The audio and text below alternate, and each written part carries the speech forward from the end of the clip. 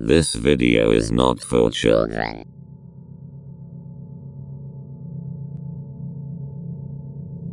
If there has been any consistency with the human species, it is that there has never been a lack of imagination for cruel and unusual torments to inflict upon one another. One of these unfortunate punishments was meant to result in a constant reminder for the victim, something that they would be forced to stare at every time they looked in a mirror. Howdy, this is Dave, and in this video, we will be discussing the Glasgow Smile. The Glasgow Smile, or Chelsea Grin, has origins sometime during the Scottish Industrial Revolution. There was an influx of farmers that had been driven from their homes and land and into Glasgow.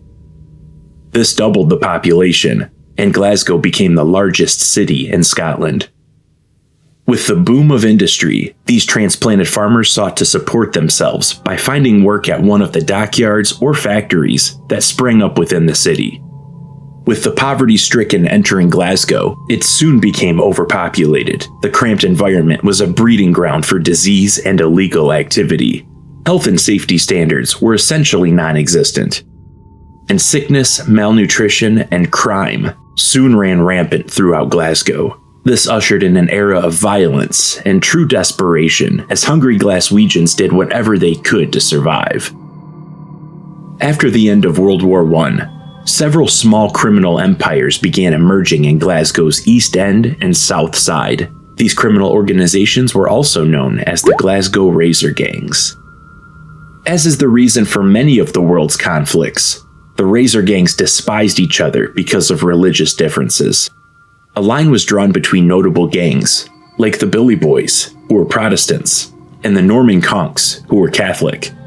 The confrontation between these factions escalated, and they eventually began carving each other's faces up.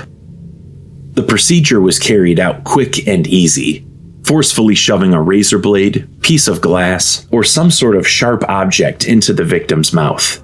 The attacker would then begin sliding it through the soft tissue, beginning at the corner of the mouth and extending as far up as the victim's ears in some cases. The outcome would be worsened depending on how the victim reacted afterwards.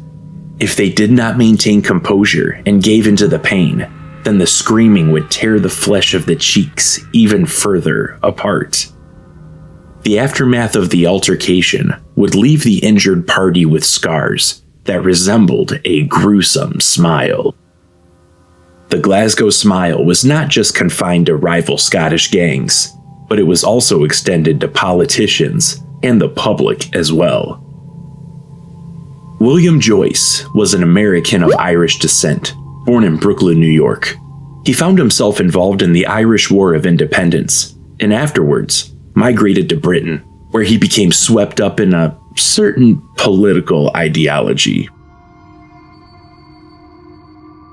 Within a few years, he was a member of the British Fascists.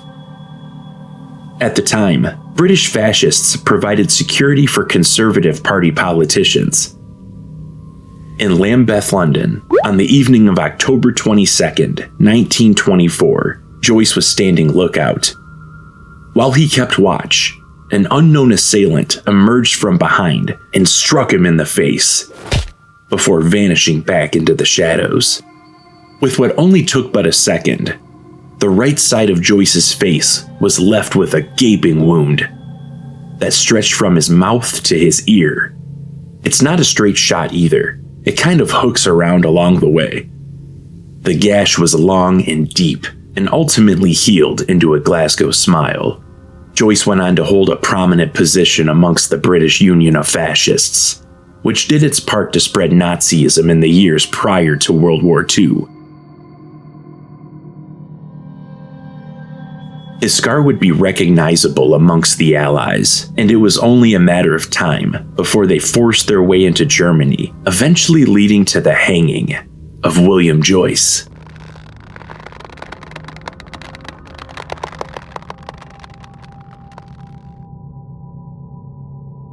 In modern times, I'm sure we've all seen actor Tommy Flanagan in something. The dude works, but he has one defining feature that sets him apart from the rest of his colleagues. Before Google or IMDb, I remember seeing him in movies and on TV shows and wondering if it was makeup or special effects. But after consistently seeing him sport those scars for years on end, it became obvious that they were real.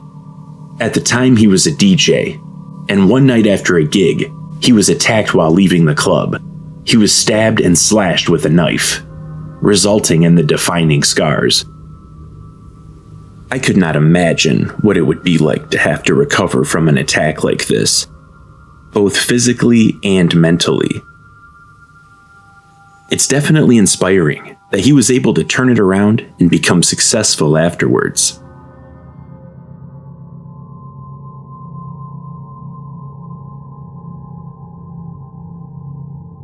Let's hop across the pond and take a look at some documentation of the Glasgow Smile in the good old USA.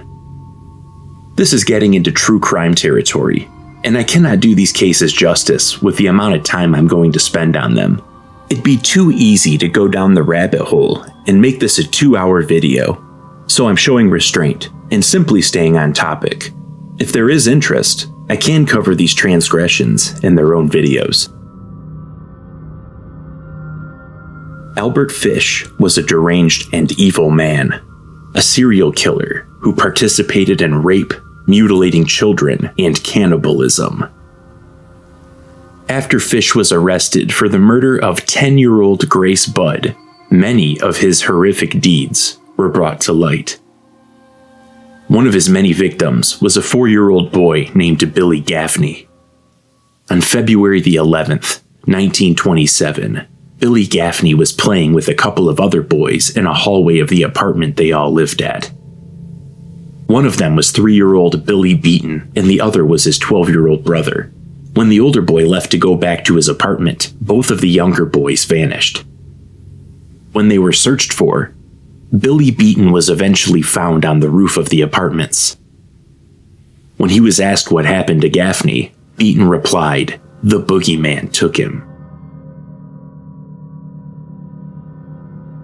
A motorman that worked on a Brooklyn trolley saw a picture of Fish and remembered, on the day of Gaffney's disappearance, seeing a man who matched the description of the boogeyman. He boarded his trolley with a young boy who was not wearing a coat on that February day. The old man spent the ride trying to comfort the child, who was crying for his mother. When they reached their stop, the old man took the boy off of the trolley with him. The police were able to match the driver's description to Billy Gaffney. Detectives that were investigating the abduction finally traced it back to Fish. He was employed as a house painter during the time of Gaffney's disappearance. It turns out that the location Fish was working at that day was just a few miles away from where the kidnapping occurred. The following is from a letter that Fish had sent to his attorney. I brought him to the Riker Avenue dumps. There is a house that stands alone, not far from where I took him. I took the G-boy there, stripped him naked, and tied his hands and feet and gagged him with a piece of dirty rag I picked out of the dump. Then I burned his clothes, threw his shoes in the dump. Then I walked back and took the trolley to 59th Street at 2 a.m. and walked home from there. Next day about 2 p.m., I took tools, a good heavy cat of 9 tails, homemade, short handle, cut one of my belts in half, slit these half in 6 strips about 8 inches long. I whipped his bare behind till the blood ran from his legs. I cut off his ears, nose, slit his mouth from ear to ear, gouged out his eyes. He was dead then. I stuck the knife in his belly and held my mouth to his body and drank his blood. He then goes on to describe how he butchered and cooked the poor child in detail, talking about how delicious he was. Billy Gaffney's body was never found. Albert Fish was executed by electric chair on January 16, 1936. Afterwards, his lawyer told reporters that he was in possession of Fish's final statement that was written by Fish just hours before his death. When asked about the contents of his client's final statement, the lawyer replied, I will never show it to anyone. It was the most filthy string of obscenities that I have ever read.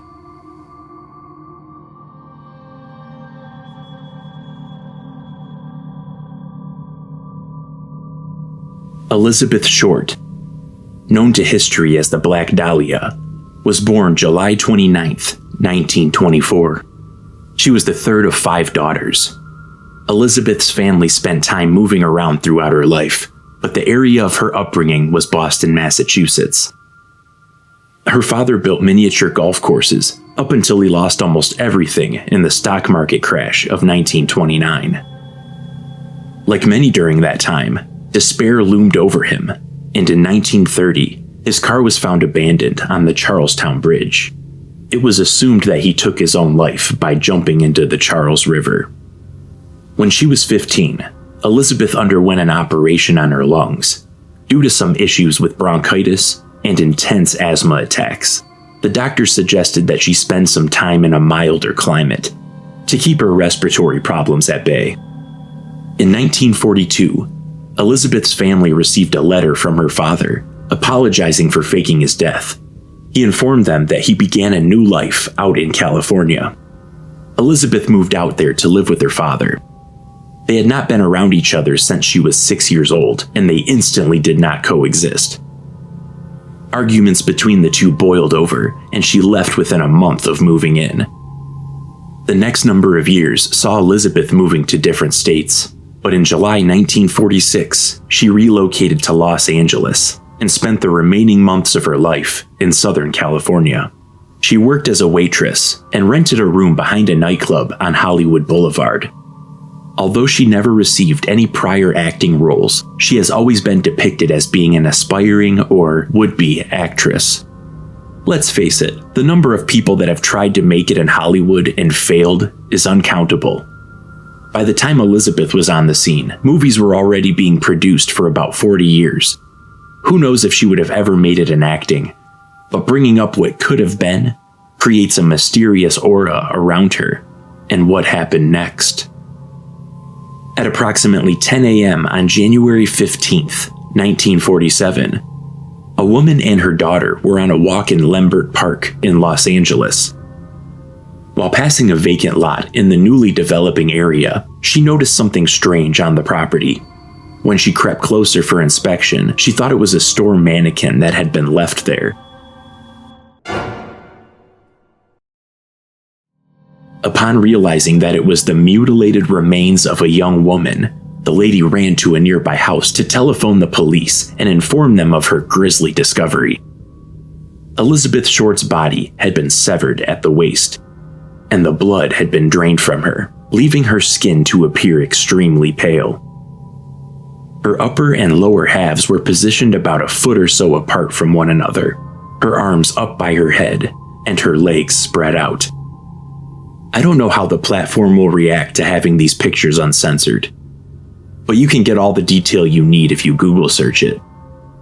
There were numerous lacerations all over her body. There were even hunks of flesh removed. But very notably, her face had been sliced from the corners of her mouth to her ears, creating a Glasgow smile, which has been depicted in movie posters and other media ever since it happened.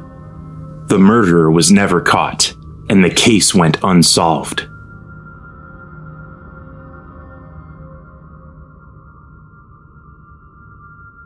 Let's end this video with some fiction. The Glasgow smile has infiltrated our entertainment and makes an appearance every so often to remind us how awful it is. In recent years, a character that sports a Glasgow smile is none other than the clown prince of crime himself, the Joker. Specifically in The Dark Knight and Gotham, we see this character with horrible scars, and he gives a couple of stories about how he got them, but we cannot trust the Joker because he is an unreliable source. This gruesome addition to the Joker's aesthetic makes him look even more unhinged than the Jokers we've seen in the past. Aside from that one that straight up removes his entire face. That one takes the cake.